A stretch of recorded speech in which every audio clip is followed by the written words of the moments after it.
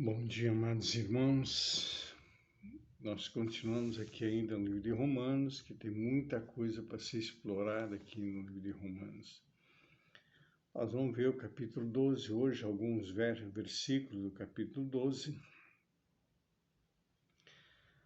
que o apóstolo diz assim: rogo-vos, irmãos, pois, pela compaixão de Deus, que apresenteis vossos corpos em sacrifício santo, agradável a Deus, que é o vosso culto racional. Não vos conformeis com este século, com este mundo, mas transformai-vos pela renovação do vosso entendimento, para que experimenteis qual seja a boa, agradável e perfeita vontade de Deus. Porque pela graça que me é dada, digo a cada um dentre de vós, não saiba mais do que convém, mas que saiba com temperança, conforme a medida da fé que Deus repartiu a cada um. Porquanto assim, como em um só corpo temos muitos membros, e nem todos os membros têm a mesma operação. Então, o primeiro ponto aqui que Paulo fala é a questão chamando a atenção da igreja de Roma, que nós devemos, pela compaixão de Deus, em Cristo Jesus, o amor dele, através de Jesus, nós devemos andar de uma forma santa sobre a terra, de uma forma irrepreensível sobre a terra. Ele não está falando de sacrifícios humanos, de você fazer um sacrifício como às vezes eu vejo muitos falando, não, você tem que entregar tanto para a igreja, você tem que fazer isso, fazer aquilo. Dízimos, oferta, é uma ordenança de Deus. Além disso, queridos, foge do que é bíblico. E aqui Paulo está falando que nós devemos fazer o sacrifício, apresentar nosso corpo, o templo de Deus, a morada de Deus, o tabernáculo de Deus. É isso que nós temos que apresentar a Deus como um culto racional. O sacrifício que Paulo está falando aqui é o sacrifício que nós debatemos contra a nossa própria carne. Não é fácil lutar contra a carne, querido. A tendência da carne é muito forte. Tanto é que Adão estava no Éden com todo o gozo ali diante do Senhor, que o próprio Deus, na virada do dia, vinha e falava com Adão.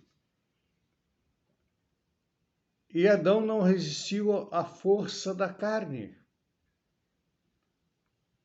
Não resistiu. Pior nós ainda, a partir da queda. Se Jesus ele tivesse nascido da semente de José, ele não teria resistido. Ele conseguiu resistir porque ele veio da semente divina, nascido de mulher, em carne, como todos nós nascemos, mas veio de mulher com a semente espiritual, para que ele pudesse passar por tudo que nós passamos, para superar o desejo da carne, para superar a vontade da carne.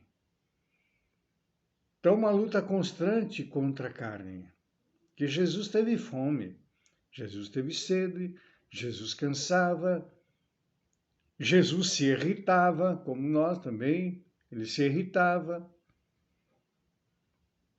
mas ele venceu porque ele era da semente divina.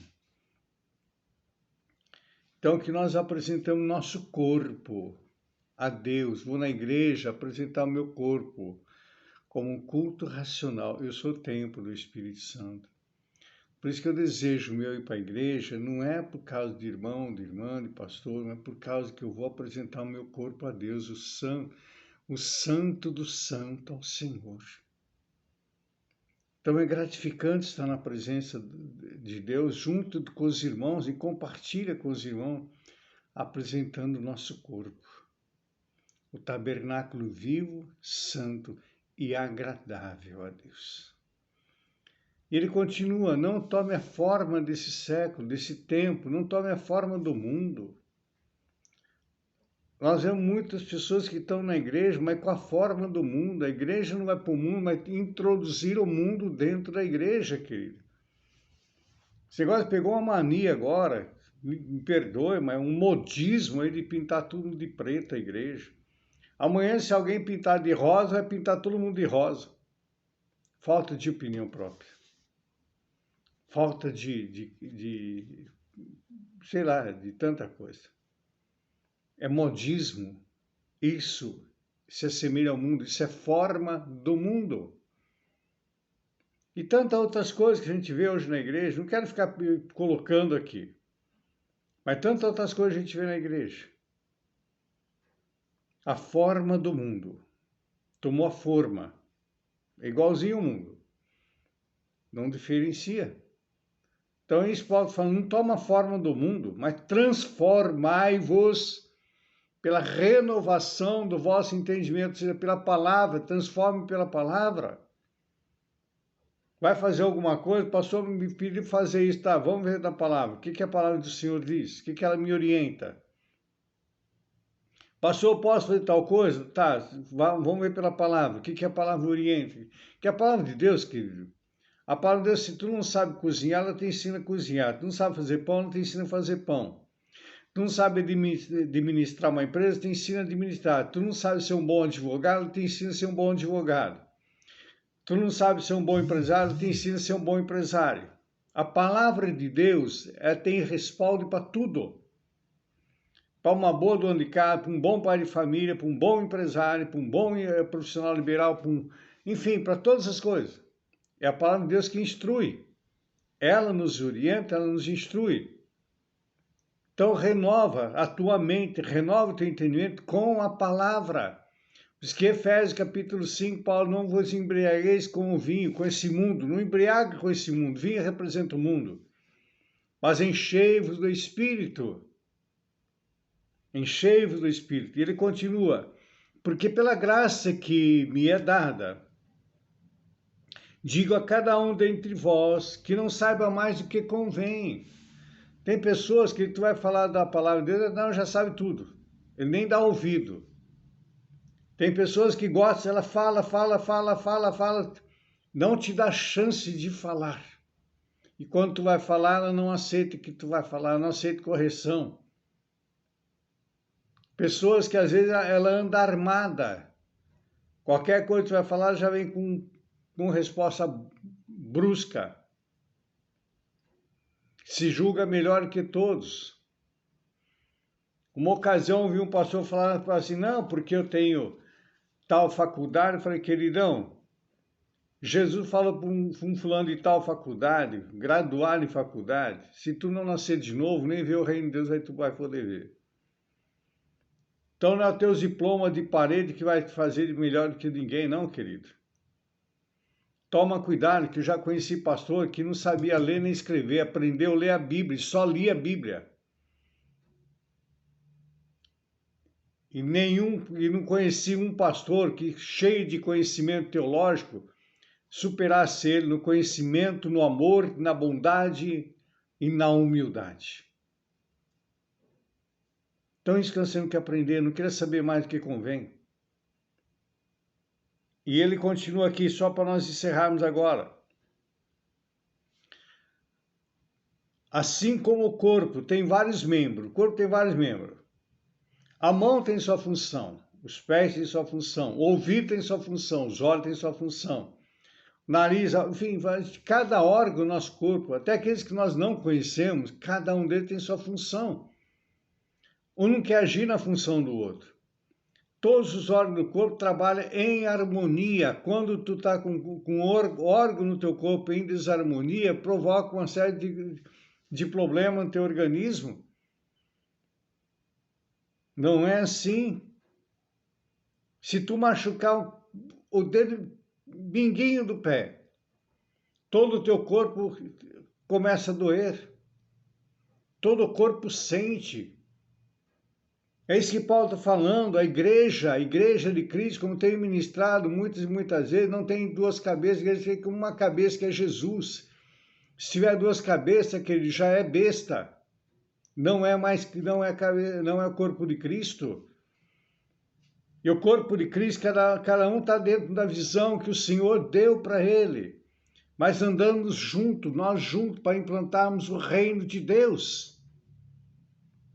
Presbiteriano, na visão presbiteriana, ou as igrejas batistas, a visão batista, os assembleianos, na visão assembleiana, as apostólicas, na visão apostólica, mas nós somos um corpo só. Nós não podemos ficar tentando passar rasteiro no outro, ou tentando roubar membro de outra igreja. Entender que cada um está na sua função, e unidos nós vamos implantar o reino de Deus. É unidos. Por que o diabo tem feito o que tem feito sobre a terra, inclusive no Brasil? Porque faltou esse entendimento da igreja. Por isso que Paulo, lá em 1 Coríntios capítulo 11, quando está ministrando a ceia do Senhor, ele diz assim: muito de vós, não é pouco, é muitos, estáis enfermos por não definir, não ter entendimento, não ter discernimento do corpo e do sangue do Senhor. Não está falando ali dos elementos sobre a mesa da Santa Ceia, está falando do corpo de Cristo. Nós, eu, você, somos o corpo de Cristo. É disso que Paulo está falando, está orientando a igreja. Então, irmão, minha irmã, preste atenção. Vamos ter uma vida transformada pela palavra. Eu quero orar contigo agora. Quero também colocar diante do Senhor esse caderno de oração que eu tenho colocado todos os dias aqui. Querido Deus e Pai, aonde quer que chegar essa palavra, se manar, que ali o Senhor toque, Pai, trazendo cura, trazendo libertação. Libertação, Pai, tirando as escamas dos olhos, comichões dos ouvidos. Para que essa pessoa, Pai, que muitas e muitas vezes tem questionado a si mesma, venha entender o que verdadeiramente é o corpo de Cristo, o que é viver em Cristo. E orando também por esse caderno de oração, Pai, os nomes que estão, toca com teu poder e com tua graça. Move as águas, Senhor. Eu não sei qual a necessidade de cada um, mas o Senhor sabe. Também quero orar, Pai, pelos nossos policiais, militares, pela polícia rodoviária, pelas guardas municipais, pelos bombeiros. Senhor, pessoas que muitas e muitas vezes não são reconhecidas pela sociedade, são rejeitados pela sociedade, mas que puseram suas vidas para defender a sociedade.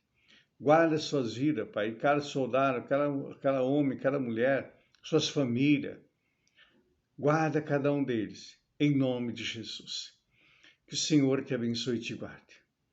Que o Senhor levante seu rosto sobre ti e tenha misericórdia de ti. Sobre ti o Senhor levante seu rosto e te dê a paz. Uma quarta-feira abençoada a todos, em nome de Jesus.